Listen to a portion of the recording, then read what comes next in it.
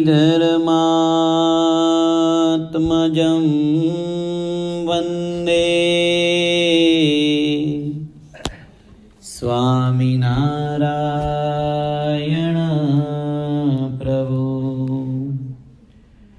वन्दे श्रीसहजानन्द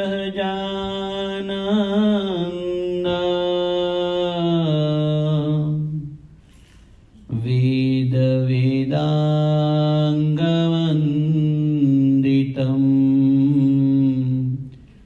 वेदाङ्गवन्दितम्। ॐ श्रीपूर्णपुरुषोत्तमाय नमो नमः। ॐ श्री सहजानंद स्वामिने नमो नमः। ॐ श्री घनश्यामाय नमो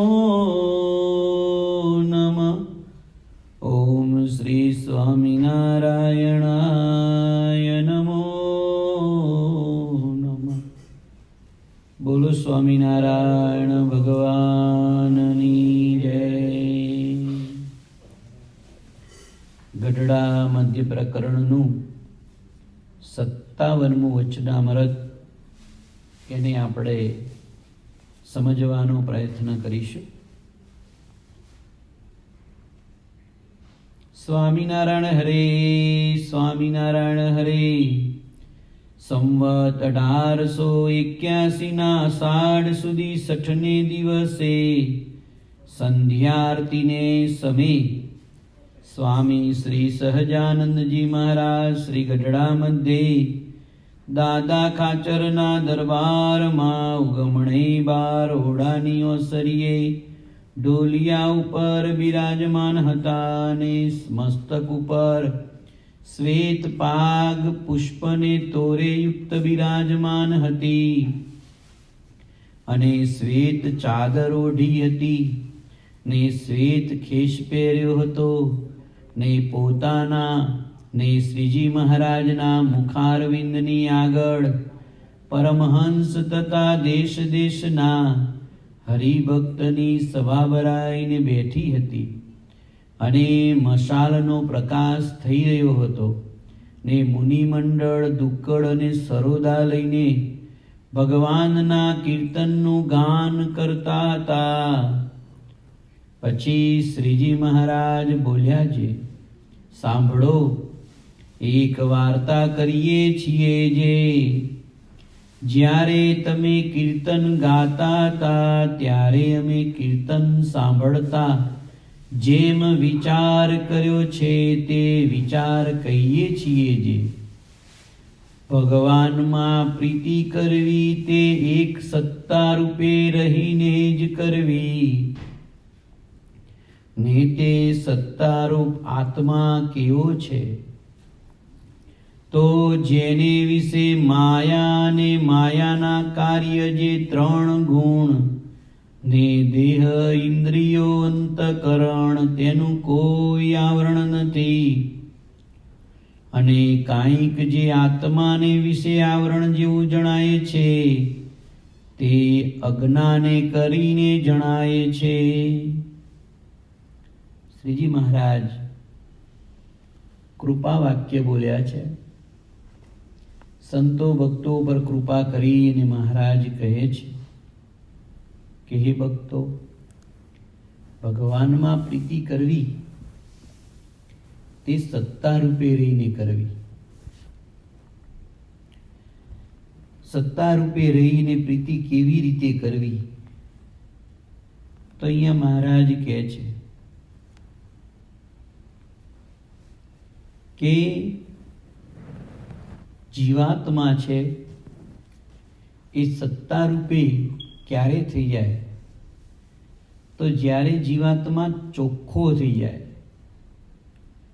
ચોખ્ખો એટલે શું તો અહીંયા મહારાજ કહે છે કે જીવાત્માને વિશે જે માયા ને માયાનું કાર્ય, માયાનું કાર્ય જે 3 ગુણ સત્વગુણ, તમોગુણ અને રજોગુણ. આ ત્રણેય ગુણ દેહ, ઇન્દ્રિયો અને અંતઃકરણ, એનું કોઈ આવરણ એને અડી ન શકે. ચોખ્ખો જીવાત્મા, એની સાથે કોઈ લેવા દેવા ન હોય. તો માયા અને માયાનું કાર્ય જે શુદ્ધ જીવાત્મા આત્મસત્તા રૂપે કેવી રીતે વર્તે? તો શું મરી ગયા પછી વર્તે? ના, આ દેહમાં જ હોય. આ દેહમાં રહેવા છતાં એને માયા અને માયાના કાર્યની સાથે કોઈ કનેક્શન ન હોય. માયા અને માયાના કાર્યમાં લેવાય નહીં. માયા અને માયાના કાર્યથી દબાય નહીં. તો માનવાનું કે જીવાત્મા સત્તા રૂપે વર્તી રહ્યો છે. સત્તા રૂપે જ્યારે વર્તે જીવાત્મા, ત્યારે શું થાય? તો ત્યારે ત્રણ ગુણ છે ને, એ જીવાત્માને દબાવી ન શકે. જીવાત્માને તો દબાવે નહીં, પણ જીવાત્મા શરીર સાથે એટેચમેન્ટ છે ને, એટલા માટે એ મનને સારું ગમે, એટલા માટે જીવાત્મા લાચાર બની જાય છે. જીવાત્માને શરીર સાથે જે એટેચમેન્ટના કારણે જીવાત્મા પછી લાચાર બને છે ને, પછી માયા એને દબાવે છે, એનું ચાલવા દેતી નથી. એટલે જો માયા ચાલવા ના દે તો જીવાત્મા બદ્ધ રૂપે વર્તે છે. અને જો જીવાત્માનું માયાની આગળ ન ચાલે તો જીવાત્મા સત્તા રૂપે વર્તે છે. સત્તાનો તમે મિનિંગ સમજતા હશો. સત્તા એટલે ઓથોરિટી, સત્તા એટલે કંટ્રોલર. હવે ઘણાઈની પાસે એવી સત્તા હોય છે, બે પ્રકારની સત્તા હોય. એક પ્રકાર એવો હોય કે સત્તાવાનનું ચાલે, અને બીજી સત્તામાં સત્તાવાનનું ચાલે નહીં. જેમ ભાજપ સરકાર છે, તો મોદી સાહેબ ખાલી કેન્દ્રમાંથી ઈશારો કરે ને, એટલે છેક કાશ્મીરથી કન્યાકુમારી સુધીનો ભાજપનો જે વર્ગ છે ને, એ બધો જ કંટ્રોલ કરી લે, માને.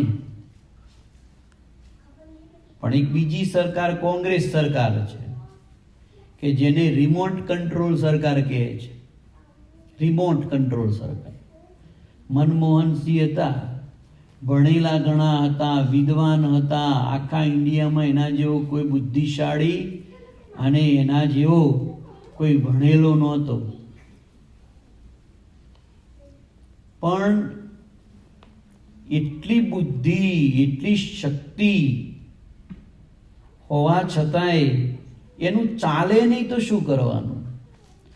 સરકાર તો ઓલી સોનિયા ચલાવતી હતી, ખબર છે ને આપણને.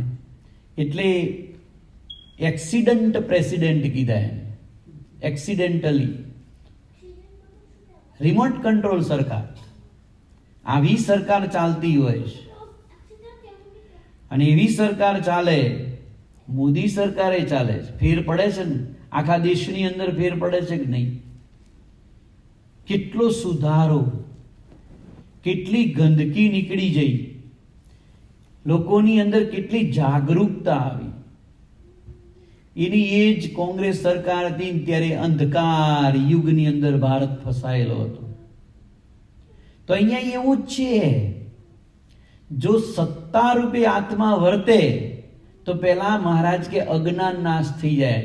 કોંગ્રેસ સરકારની અંદર અજ્ઞાન હતું ને ભાજપ સરકારમાં નાશ પામી ગયું, એવી રીતે અજ્ઞાન નાશ પામી જાય.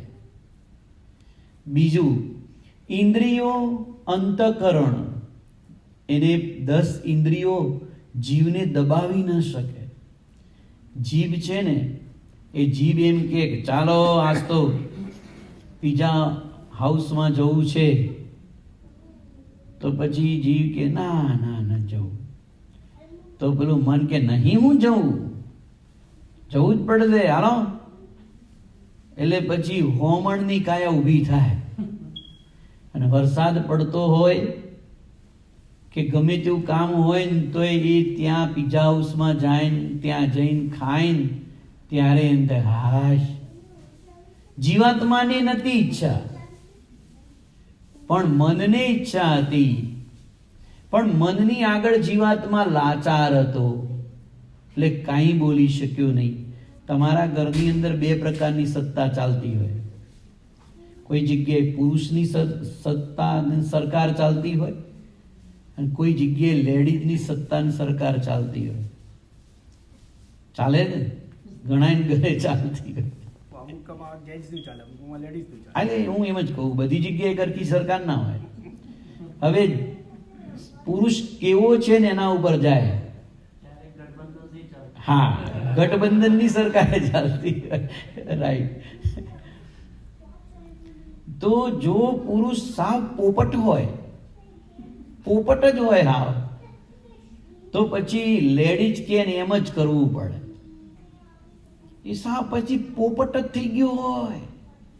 એ બોલાવે ને એટલું જ બોલે, એ ચલાવે ને એટલું જ ચાલે.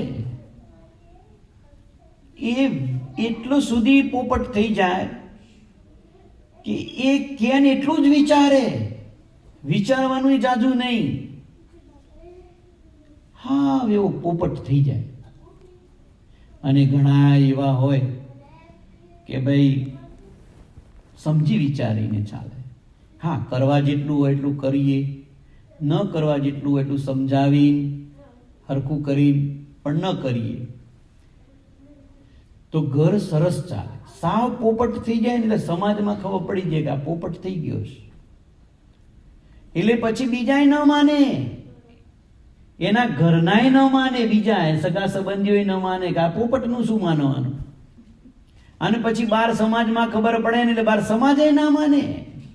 પછી નામ પડી જાય પોપટલાલ.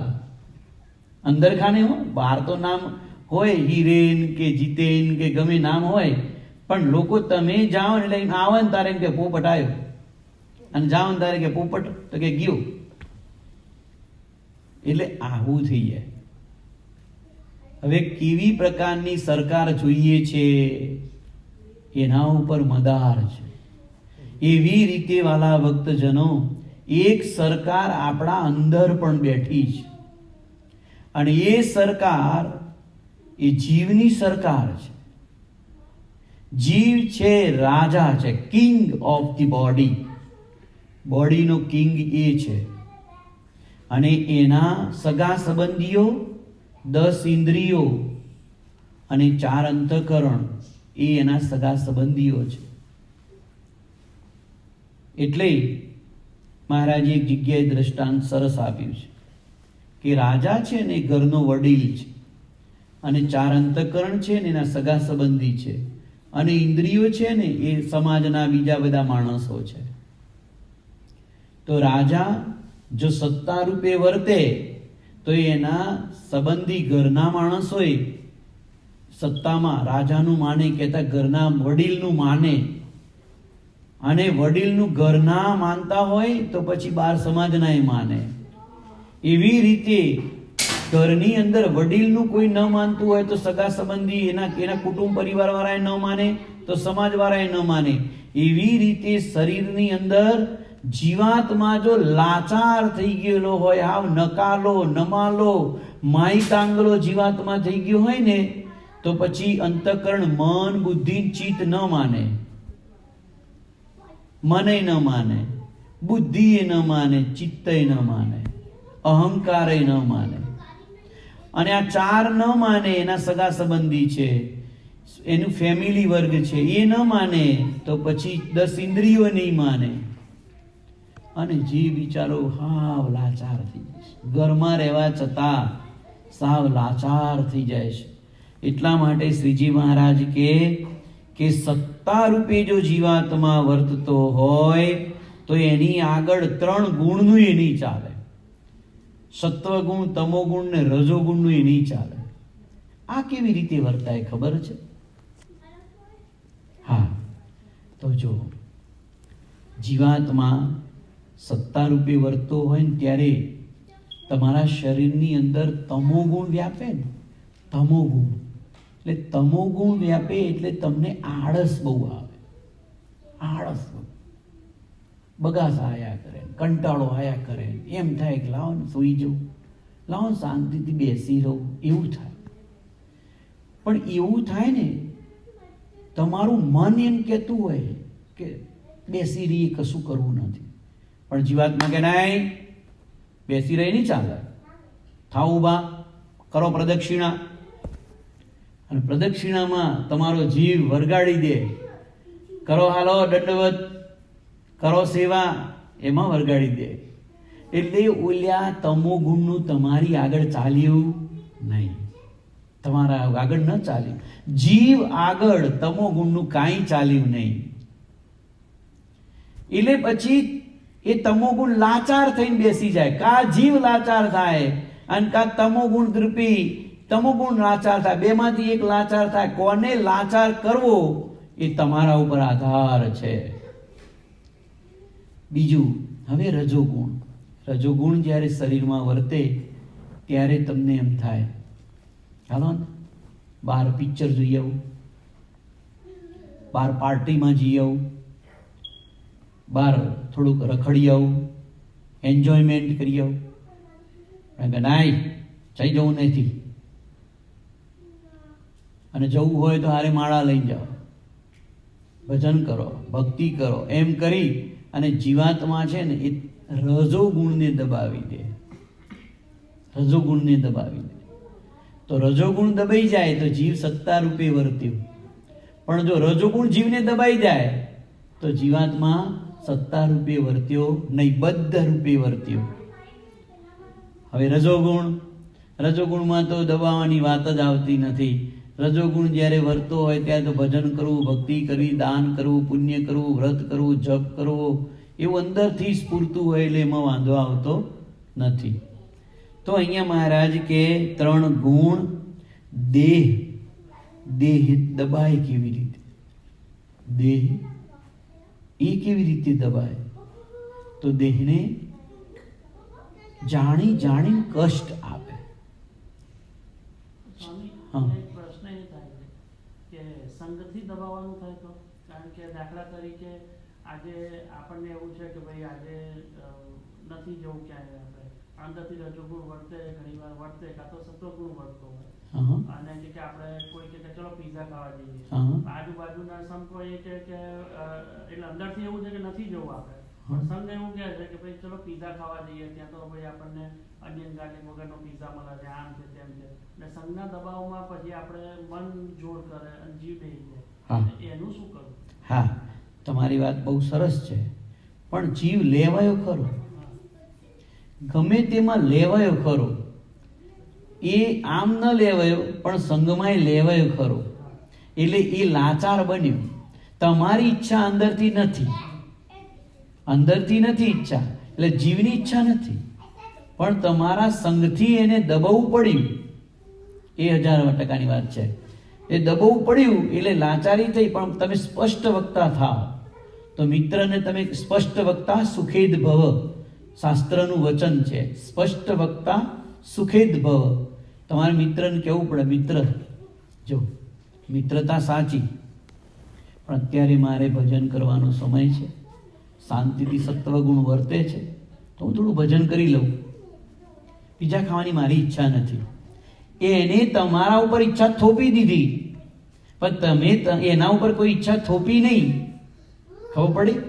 એટલે તમે છેવટે સંઘની અંદર લેવાઈ ગયા, એટલે લાચારી તો જીવને કરવી પડી. એટલે એ કોઈ વખતે જીવાત્મા સંઘે કરીને દબાય છે, અને સંઘે કરીને દબાય છે, એવી રીતે ઇન્દ્રિય રીતે દબાય છે, એવી રીતે દેહ રૂપે દબાય છે, એવી રીતે અંતઃકરણ રૂપે, એટલે સંઘ રૂપે દબાય છે તો ખરો જ, એ દબાઈ ગયું. તો એ ન થવું જોઈએ. મિત્રને કહેવું જોઈએ, મિત્ર મારે અત્યારે થોડુંક ભજન કીર્તન કરવાની ઈચ્છા છે, થોડુંક શાંતિથી માળા કરી લો, ભજન કરી લો, ભક્તિ કરી લો, એવું કહી અને એને વારી દેવો જોઈએ. લૌકિક એવું થતું નથી. આ તો તમે લાચાર છો. એવી રીતે કે તમારી વાત સાચી છે, પણ મને પેટમાં ગડબડ છે, મારે તો ખીચડી ખાવાની, તો પેલું પીઝા દબાઈ જાય. અને આજે કરે મને ઠીક નથી, મારે નહીં મેળ પડે, મારે તો ખીચડી ખાવી છે ઘરમાં. તમારી ખાવાની ઈચ્છા નથી, પણ સંગથી તમે કીધું, પણ દબાયો ખરો, તો લાચારી કરી. પણ જો તમારો જીવ બળવાનો હોય ને તો એને કહી દો, જો ખીચડી આપણે છે ને સરસ મજાની ખીચડી વઘારી બનાવી હોય, બે જાઓ, આપણે સરસ મજા બે જમી લઈએ, હા એમ. તો એને તમે એને દબાવી દો. હા, પછી ફરી નામ ના દે, ફરી નામ. કે આ જ્યારે ત્યાં ખીચડી નહીં પછી ના કે પણ તમે લેવાઈ ગયા ખરા દેહે કરીને. દેહને પણ, દેહની આગળ પણ એ મન બુદ્ધિનું ના ચાલવા દે. એવી રીતે ઇન્દ્રિયોની આગળ, અંતકરણની આગળ તેનું કોઈ આવરણ નથી. અને કાંઈ જે આત્માને વિશે આવરણ જેવું જણાય છે, આ બધું જીવને વિશે કશું નથી. જોજો, સાંભળજો, જીવને આની સાથે કોઈ મતલબ નથી. જીવ ખાલી જોડાયો છે. તે અજ્ઞાને કરીને જણાય છે. આ બધું જીવમાં નથી. સમજો, આ બધું જીવમાં કાંઈ જ નથી. જીવની અંદર કેટલો જીવ ચોખ્ખો છે, તો જીવની સાથે ઇન્દ્રિયો જોડાયેલી નથી, અંતઃકરણ જોડાયેલા નથી, એ બધું એનું ભાગ નથી. જીવ તો શુદ્ધ, એકદમ શુદ્ધ સત્વમય અને ચૈતન્યમય છે. આ કશું જીવ સાથે નહીં. પણ ડખો ક્યાં થઈ ગયો? તકલીફ ક્યાં થઈ ગઈ કે તમે ભાડાના મકાનમાં રહેવા આવ્યા, પણ પછી શું ને, મકાનનો માલિક હતો ને એને છૂટછાટ બહુ આપી દીધી, રહેવું હોય ત્યાં સુધી રહેજો. પછી ઓલો જીવાત્મા હતો ને બથાઈ પડ્યો, અને જીવાત્માને એમ લાગ્યું કે આ મકાન મારું છે. ઘણી જગ્યાએ તમે ઇન્ડિયામાં જોજો, મંદિરની દુકાન ભાડાથી આપી હોય ને મારા બેટા ખાલી નથી કરતા અને પોતાની માની લે. અને એવી રીતે જીવાત્મા, હકીકતમાં ભગવાને આપણને આ શરીર ચોંટાડ્યું હતું એટલા માટે કે તું તારા આત્માનું કલ્યાણ કરી દે, એટલે તને શરીર આપું છું. શરીર એટલે આપ્યું, અને શરીર આપ્યું એટલે એને પોતાનું માની લીધું. અને ડકો ત્યાં જ પોતાનું શરીર માન્યું એટલે એને ઇન્દ્રિયોએ પોતાની માની લીધી, મન બુદ્ધિ ચિત્ત અહંકારે પોતાનું માની લીધું, બધું પોતાનું માની લીધું, અને આ જ અજ્ઞાન થઈ ગયું. આ વાંધો ન્યા પડી ગયો, એટલે પોતાનું કરી લીધું ને શરીરને, એમાં ડખો પડી ગયો. અને એટલે બધું જ એ સુખી દુઃખી થતો થઈ ગયો, એ હર્ષ શોક થતો થઈ ગયો, એને પછી બધું જ આવી ગયું, એનાથી આવી ગયું. એટલે આવરણ નથી. અને કાંઈ જે આત્માને વિશે આવરણ જેવું જણાય છે તે અજ્ઞાને કરીને જણાય છે. પણ જેણે જ્ઞાન વૈરાગ્ય કરીને એનો સર્વ પ્રકારે નિષેધ કરી નાખ્યો છે, તેને તો એ આત્માને વિશે કોઈ જાતનું આવરણ નથી. અને એ આત્મા રૂપે જે વર્તવું કે કેવળ બ્રહ્મ થઈને મસ્ત થવું તેને અર્થે નથી. એ તો પોતાના આત્મા રૂપે રહેવું તેનું એ પ્રયોજન છે. હું આત્મા છું. હવે આત્માનું જ્ઞાન થઈ જાય ને, આત્માનું જ્ઞાન, તો પછી જીવ બળિયો થઈ જાય, નહીં તો ન થાય. આપણે કીધું ને કે ઘરમાં પતિનું ક્યારે ચાલે, તો પતિ બળિયો થઈ જાય તો પછી ઘરમાં ચાલે. એવી રીતે શરીરમાં જીવાત્મા બળિયો કેવી રીતે કરવો, એને બળ ક્યાંથી આવું? તો બળ ત્યાંથી મળે છે કે એ પોતે, એને પોતાનું જ્ઞાન થાય, પોતે આત્માનું જ્ઞાન થાય ને એટલે બળિયો થાય. જેવી રીતે રામાયણની અંદર એક પ્રસંગ આવે છે કે રામચંદ્ર ભગવાને વાલીને બાણ માર્યું. વાલી નીચે તડફડિયા મારતો હતો, અને એ વખતે અંગદ આવ્યો, એની પત્ની તારા આવી. તારા આવી પછી થોડીક વારમાં વાલી મરી ગયો. વાલી મરી ગયો એટલે તારાએ ભગવાન રામચંદ્રજીના ઉપર આક્ષેપ મૂક્યો કે તમે મારા પતિને મારી નાખ્યો. એટલે રામચંદ્ર ભગવાન કહે છે મેં તારા પતિને માર્યો જ નથી. તો કે આ આગળ તો પડ્યો છે મરેલો. ત્યારે રામચંદ્ર ભગવાને કહ્યું તું તારા પતિને શરીર રૂપે માનતી હોય તો શરીર માંથી મેં આ કાંઈ માર્યું નથી, એ તો આમ નામ જ પડ્યું છે. આમાંથી મેં કાંઈ માર્યું નથી. તારા શરીરને પતિ રૂપે માનતી હોય, પતિ રૂપે શરીરને માનતી હોય તો આમાંથી મેં કંઈ માર્યું નથી. અને આત્મા રૂપે તારા પતિને માનતી હોય તો આત્મા કોઈનો પતિ નથી, આત્મા કોઈનો પુત્ર નથી. તું કોને પતિ માને છે? ત્યારે તારા જવાબ ન આપી શકે. એ રૂપે ભગવાને તારાને આત્માનું જ્ઞાન કરાયું. આત્માનું જ્ઞાન કરાવ્યું ને એટલે એને ખબર પડી ગઈ ઓ માય ગોડ, અત્યાર સુધી હું અજ્ઞાનતામાં હતી પણ ખરેખર મારો કોઈ પતિ નથી, હું તો જીવ રૂપે છું, આત્મા રૂપે છું. પેલી વાત આવે છે બાદનશાહ બાદશાહની.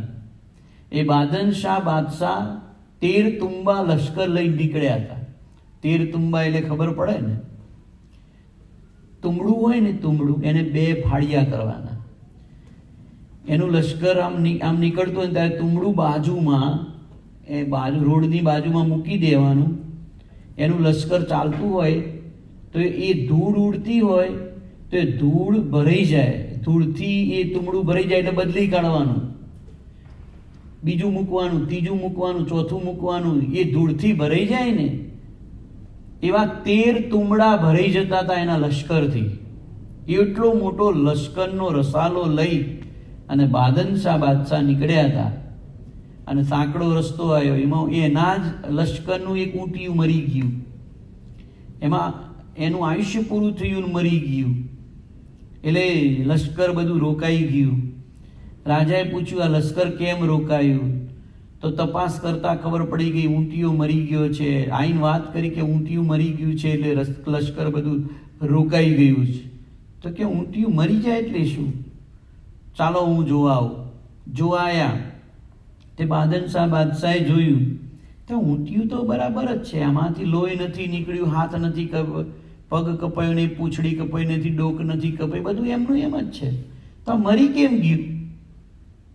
ત્યારે એને એમ થયું કે ખરેખર આ માણસ આવી રીતે મરી જાય? ત્યારે એના મંત્રીઓએ કહ્યું કે હા, સમય થાય ને ત્યારે શરીરને છોડીને જીવાત્મા એક બાજુ જતો રહેશે. તો કે હે એવું હોય? કે હા. તો કે એક દિવસે મારું એ શરીર છોડીને જીવાત્મા જુદો જતો રહેશે? અરે હા, દરેકનો આ જગતની અંદર જે કંઈ પણ માણસો છે એનો સમય જ્યારે આવશે ત્યારે એને શરીર અને આત્મા આવી રીતે જુદો થઈ જ જવાનો. ત્યારે બાદનશાહ બાદશાહને એમ થયું તો આવું જ હોય તો પછી આ બધું કરવાની ક્યાં જરૂર છે? મને તો અત્યાર સુધી એમ જ થતું હતું કે યુદ્ધની અંદર બાજવામાંથી જ માણસ મરી જાય, બાકી માણસ મરે જ નહીં. બાજામાં જ મરી જાય. અત્યાર સુધી મેં એમ જ જોયું છે. અને આવી રીતે જો નેચરલ એનો ટાઈમ થતો હોય મરી જતું હોય, શરીર ને આત્મા જુદો થઈ જતો, આ બધી લમણાકૂટ કરે કોણ? અને ત્યાં પોતે ફકીરી લઈ લીધી, સાધુ થઈ ગયા અને બધું લશ્કર રખડી પડ્યું. 13 તુંબા લશ્કર બધું રખડી પડ્યું. એને કારણ શું થયું? એને અજ્ઞાન જે હતું એ જતું રહ્યું અને એને આત્માનું જ્ઞાન થયું ને એટલે અજ્ઞાન નાસી જ જાય. અજ્ઞાન ક્યાં સુધી રહે? ત્યાં સુધી રહે તમને આત્માનું જ્ઞાન નથી ત્યાં સુધી અજ્ઞાન બેસી રહે. જેવું તમને આત્માનું જ્ઞાન થવા માંડે ને, જેમ જેમ આત્માનું જ્ઞાન થતું જાય ને એમ એમ અજ્ઞાન નાશ પામતું જ જાય. જેમ જેમ સૂર્ય ઉગતો જાય ને એમ એમ અંધકાર નાશ પામતો જાય. એવી રીતે જેમ જેમ આત્માનું જ્ઞાન થતું જાય તેમ તેમ અંધકાર રૂપી રાત્રિ જે છે, અજ્ઞાન રૂપી રાત્રિ નાશ પામતી જ જાય. એક જ અર્થ છે, અંધારું કાઢવું હોય તો જ્યોત પ્રગટાવો. એવી રીતે અજ્ઞાન રૂપી અંધકારને નાશ કરવો હોય તો જીવાત્મા રૂપી જ્ઞાન પ્રગટાવો, નાશ પામી જશે. એમ અહીંયા મહારાજ કહે છે હું આત્મા છું, તે મારે વિશે કોઈ જાતનું માયાનું આવરણ નથી, તો આત્મા થકી પર જે પરમાત્મા નારાયણ વાસુદેવ તેને વિશે તો માયાનો લેશ પણ કેમ હોય? એવી રીતે ભગવાનમાં કોઈ રીતનો દોષ ન આવે તે સારું આત્માનિષ્ઠા દ્રઢ કરીને રાખવી. હવે મહારાજ બહુ એક સ્ટેપ ઉપર ચાલ્યા, એક સ્ટેપ પગ ઉપર મૂક્યો મહારાજે. શું? તો હવે જે આવો આત્મજ્ઞાની હોય એને પણ માયાનો પાસ હોતો નથી.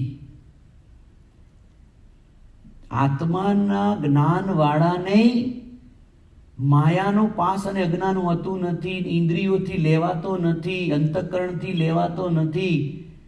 તો ભગવાનમાં તો આ બધું હોય જ કેવી રીતે શકે? કારણ કે ભગવાન તો આત્માથી પર છે, આત્માથી પર તત્વ ભગવાન છે. તો ભગવાનમાં તો પોસિબલ જ કેવી રીતે હોઈ શકે? એટલે અહીંયા ભગવાનને નિર્ગુણપણે વર્ણન કરવા માટે બતાવ્યા છે. અને હકીકતમાં હરિચરિત્રામૃત સાગરની અંદર આવે છે કે ભગવાનને 4 હાથ કેમ બતાવવામાં આવે છે. આ નરનારાયણ દેવ છે, તો નરનારાયણ દેવ, આ લક્ષ્મીનારાયણ દેવ, એમને 4 હાથ શું કામ બતાવવામાં આવે છે? વાહ! શું એમના ધામમાં નરનારાયણ દેવ છે બદ્રિકાશ્રમમાં 4 હાથવાળા છે? આપણે અહીંયા કથા આવે છે સત્સંગી જીવનમાં, જે શાસ્ત્રમાં, એમાં ક્યાંય નથી આવતું નરનારાયણ દેવને 4 હાથ છે. તો અહીંયા મૂર્તિની અંદર કેમ લક્ષ્મીનારાયણ દેવને ક્યાં 4 હાથ છે? પણ મૂર્તિ બનાવે છે તો કેમ? તો એટલા માટે કે દર્શનાર્થીને એવું લાગે કે મારા કરતા આ જુદા છે, જુદાઈપણું લાગે ને, એટલા માટે એને 4 હાથ કરવામાં આવે છે. એને એ મૂર્તિની અંદર દિવ્ય ભાવ આવે, એને એ મૂર્તિની અંદર ભગવાનપણું આવે, એટલા માટે એને 4 હાથ કરવામાં આવે છે. બાકી ભગવાન તો 2 હાથવાળા જ છે. નરનારાયણ દેવ ગણો, લક્ષ્મીનારાયણ દેવ ગણો, એ તો બધા 2 હાથવાળા છે. પરંતુ ભક્તને જે મૂર્તિની અંદર, ભગવાનની અંદર જે માયાનો પાસ રહે છે કે ભગવાને મારા જેવા માયાકૃત શરીરવાળા છે એવું ન થઈ જાય, એટલા માટે ભગવાનને 4 હાથ કરવામાં આવે છે મૂર્તિમાં. તો ભગવાન તો માઇક અહીંયા મહારાજ કે કેવી રીતે હોઈ શકે? અને એ આત્માના પ્રકાશને વિશે વિચારને રાખીને સત્તારૂપમાં જે પેશવા આવે તેનો નાશ કરી નાખવો. જેમ દીવાના પ્રકાશમાં ગરોળી આવીને જે જંતુ આવે તેનો નાશ કરે છે, તેમ આત્માનો જે પ્રકાશ તેમાં રહ્યો છે વિચાર, તે આત્મા વિના બીજા પદાર્થનો નાશ કરી નાખે છે. એ મહારાજ કહે છે કે આત્માના પ્રકાશની અંદર જે આવતો માયાનો વિચાર, એને આત્માના પ્રકાશે કરીને નાશ કરી નાખવો. ગરોળીનું દૃષ્ટાંત આપ્યું કે ગરોળી શું કરે? તો ગરોળી દીવા એ બેઠી હોય, દીવાના પ્રકાશની અંદર બેઠી હોય, આધાર શું રાખે? તો ઓલા પતંગિયા આવતા હોય ને, એ પ્રકાશે કરીને આવે. પતંગિયા જે આવતા હોય એને પ્રકાશમાં લોભાઈ અને આવતા હોય દીવા પાસે, અને ગરોળી શું કરે? દીવા પાસે જ બેસી જાય અને એ પ્રકાશની અંદર જે પતંગિયો આવે ને એને લઈ લે. એવી રીતે જીવાત્માના પ્રકાશમાં માયાનો વિચાર અંદર આવે. પતંગિયાની જેમ માયાનો જે વિચાર છે, એ માયા સંબંધી જે વિચારો છે, એ પ્રકાશ કહેતા આત્માના પ્રકાશની અંદર તરફ ખેંચીને આવે તો ગરોળી છે, એ ગરોળી લપ દઈ અને પતંગિયાને લઈ લે. એવી રીતે આત્માના પ્રકાશની અંદર જે કોઈ માયાનો વિચાર આવે છે એને નાશ કરી નાખો. તો ગરુડી કોણ છે ખબર છે? અહીંયા મહારાજ કહે સંત છે ને એ ગરુડી છે. સમજણ, સંત રૂપી સમજણ. જો કે હું તમને અત્યારે જે નોલેજ આપી રહ્યો છું, જે એ કોઈ સંત તમને આપતું હશે, એનું એની આકૃતિ, એના શબ્દો, એ રૂપી ગરુડી તમારા સમજણની અંદર બેઠી છે. અને પ્રકાશ કયો છે? આત્માનો. એની અંદર માયાનો વિચાર જ્યારે આવવા જાય છે ત્યારે સમજણ રૂપી જે વિચાર છે, આત્મા રૂપી, પ્રકાશ રૂપી જે વિચાર છે, એ પેલા વિચારને, માયાના વિચારને ખાઈ જાય છે. એવી રીતે મહારાજ કહે છે. અને વળી જેને પરમેશ્વરને વિશે પ્રીતિ હોય તેને તો પરમેશ્વર વિના બીજા કોઈ પદાર્થમાં પ્રીતિ ન હોય. આ બહુ મોટી વાત છે. જેને ભગવાનમાં પ્રીતિ હોય તેને બીજે પ્રીતિ હોય નહીં. એ 1000%ની વાત છે, 1000%ની વાત. અને જેને બીજે પ્રીતિ હોય તેને ભગવાનમાં ન હોય, અને જેને ભગવાનમાં હોય તેને બીજે પ્રીતિ હોય નહીં. આ બે વસ્તુ એક સાથે રહી શકે? ખટાશ અને દૂધ બે એક સાથે ન હોય. દિવસ અને રાત્રિ એ બે ભેગું કોઈ દિવસ સંભવે નહીં. એવી રીતે ભગવાન સિવાય પ્રીતિ હોય તો પછી ભગવાનમાં પ્રીતિ ન જ હોય. 1000%ની વાત છે. આપણને જ્યારે એવું થઈ જશે ને ત્યારે ભગવાનમાં પ્રીતિ થશે. અને પરમેશ્વર વિના બીજું જે પદાર્થ અધિક જણાય તેનો જે અતિશય ત્યાગ કરે તે ત્યાગ ખરો છે. અને તે પદાર્થ નાનું હોય અથવા મોટું હોય પણ તેનો જે ત્યાગ કરવો તેનું જ નામ ત્યાગ કહેવાય છે. ત્યાગ કોને કીધો? લ્યો ફરી વાંચું. એ પદાર્થ વધુ એનો ત્યાગ કરે એને ત્યાગ. અને વળી જેને પરમેશ્વરને વિશે પ્રીતિ હોય તેને તો પરમેશ્વર વિના બીજા કોઈ પદાર્થમાં પ્રીતિ ન હોય. અને પરમેશ્વર વિના બીજું જે પદાર્થ અધિક જણાય, કોના કરતા? ભગવાનના કરતા અધિક જણાય. તાજવામાં તોલવું કે ભગવાન મને વાલા છે કે આ પદાર્થ વાલું છે તો માની લેવાનું. જણાય તો જે અતિશય ત્યાગ, પદાર્થ અધિક જણાય તેનો જે અતિશય ત્યાગ કરે તે ત્યાગ ખરો છે. લો શું કહે છે મહારાજ અહીંયા? કે ભગવાન કરતા અધિક પદાર્થ જણાય. તમને જણાય છે આવું કેવી રીતે બને? બીજી વસ્તુ મન જાય ના, મન તો જવાનું જ છે. એનો ઉપયોગ થાય. મંદિરના આવવાના સમયે કંઈક બીજી વસ્તુ આવે, હા. મતલબ એ કે ભગવાન કરતા કંઈક બીજી વસ્તુમાં સંબંધ હોય કે હા. કંઈક જોવા જવું હોય કે ફરવા જવું હા. એમાં પ્રીતિ વધારે. તો ના. ભગવાનની આજ્ઞા હોય ત્યાં અને એની વિરુદ્ધ કરવાનું આવે ચાલે ગમે તો એ ભગવાન કરતા એમાં જુઓ, અધિક પ્રીતિ થઈ. એ તમારા સંસારમાં ફરજ છે. તમારા સંસારની ફરજ છે કે તમારા ઘરે મહેમાન આવ્યા ને તમે કદાચ ન સાચવો તો એ તમારો અતિથિ સત્કાર ન થયો એ સારું ના કહેવાય. શાસ્ત્ર એવું નથી કહેતું કે ભાઈ બધા કંઈ જે ધ્યાન ન આલવું સંસારમાં એ ધ્યાન ન આલવું, એવું નથી. સંસારી છો તો સંસારમાં ધ્યાન આપવું જ પડશે. તો નહીં તો સંસાર કેવી રીતે ચાલશે તમારો? તમારે તમારા પત્ની હોય, છોકરા હોય, ઘર હોય, ધંધો હોય, સગા સંબંધી હોય, ધ્યાન તો આલવું જ પડશે. પણ અધિક નહીં કરવું. અધિક નહીં કરવું એટલા માટે કે એની અંદર પ્રીતિ નહીં બાંધી દેવી. પ્રીતિ બાંધો ને એટલે અધિક થઈ જાય. હા, ફરજ વસ્તુ જુદી છે. ફરજને ફરજની રીતે બજાવો તો એ પ્રીતિ નથી.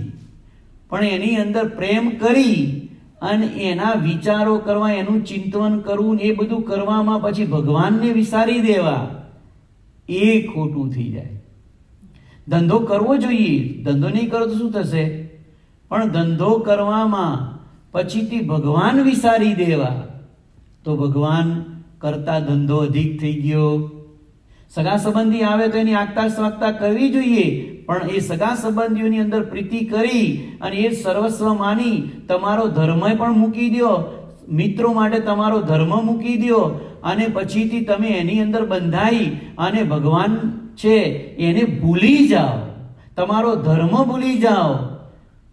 તમે માનસી પૂજા કરતા હોય એ બંધ કરી દો, તમે થાળ ધરાવવાનો હોય બંધ કરી દો, અને તમે જે કંઈ પણ ચેષ્ટા કરતા હોય તો એ બંધ કરી દો. એ બધું થઈ જાય, બંધ થાય તો માનવાનું કે એના કરતા ભગવાન કરતા પેલા અધિક થઈ ગયા.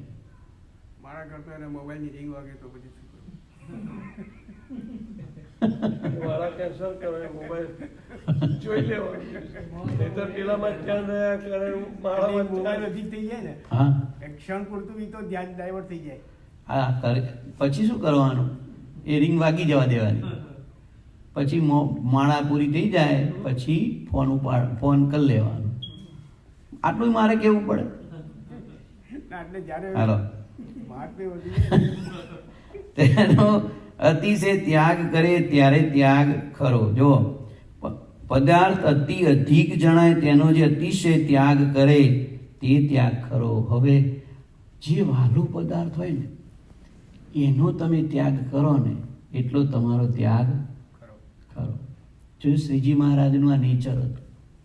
શ્રીજી મહારાજ શું કે ખબર છે? વચનામૃતમાં કીધું છે કે મને કોઈ સારું પદાર્થ લાગે તો હું એનો ત્યાગ કરું ત્યારે મનમાં શાંતિ થાય.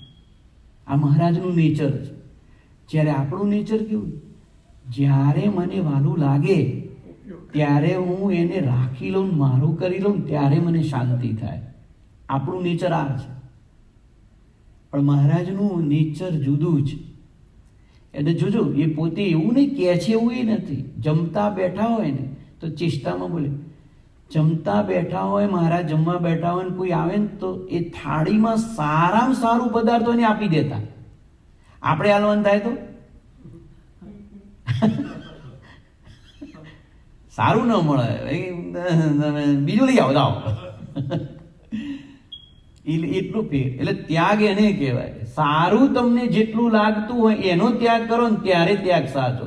ના કે પેલું તો તમે બરથા જેવું હોય તો બધા ત્યાગ કરે, ચોખરા જેવું હોય તો બધા ત્યાગ કરીને આવતા રહે.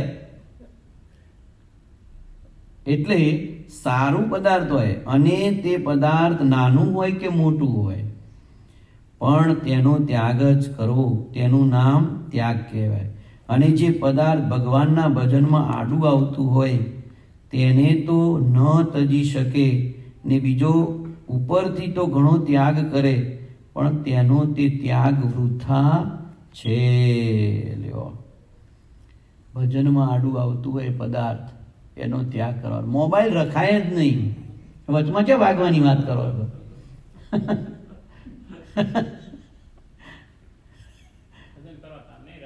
ભજન કરતા હતા નહીં રાખવાનું.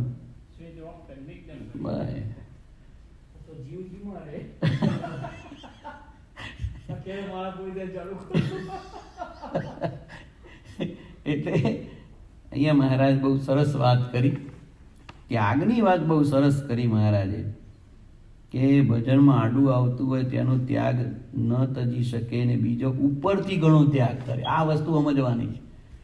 ઉપરથી ઘણો ત્યાગ રાખે, ઘણો ત્યાગ બતાવે.